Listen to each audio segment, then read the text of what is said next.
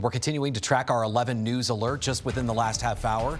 We've learned that one of the owners of a funeral home where investigators say nearly 200 bodies were found, is now set to face 4 decades behind bars. Jon Hallford just sentenced here in the last 15 minutes. We have team coverage on this. 11 News reporter Melissa Henry spoke with us earlier in the show, and 11 News reporter Aaron Vitito is live outside the courthouse now.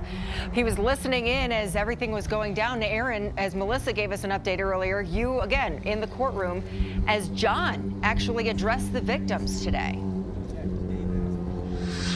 Jon Hallford spoke addressing the victims and the court, apologizing. This after his son and closest friend spoke, as a lot of the victims were asking that Jon be sentenced to the maximum of 50 years that would have been allowed under this plea agreement. But he was ultimately sentenced to 40 years, and this is still the longest sentence imposed in Colorado history for anybody facing abuse of a corpse charges. But it is shorter than that 50-year maximum under the plea agreement that the victims were asking for. The judge argued this is an extraordinary sentence, and one he believes does reflect the harm done and set a precedent so people don't try to do this later on.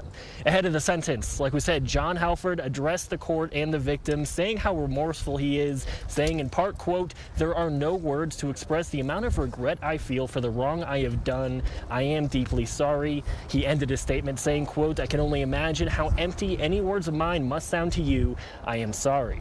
Ahead of the sentencing, one victim we spoke with agreed with that remark, saying she would not believe any words that Jon Hallford said. You know, I think he's got his own best interest at heart. You know, I mean, he said some things in the past that have struck me as absolutely ridiculous. Right now, the judge is still addressing the court. Melissa is inside. We're still waiting to see where Jon's going to end up spending his sentence. His oldest son, Hayden Hallford, did say he wants Jon to spend his sentence in a facility in Oklahoma outside of their hometown. And I actually have been emailing back and forth with Hayden Hallford. He says he has no further comment at this time. Again, Melissa's inside. The judge is still addressing the court, and we're expected to hear from the victims after this. We'll let you know when that happens.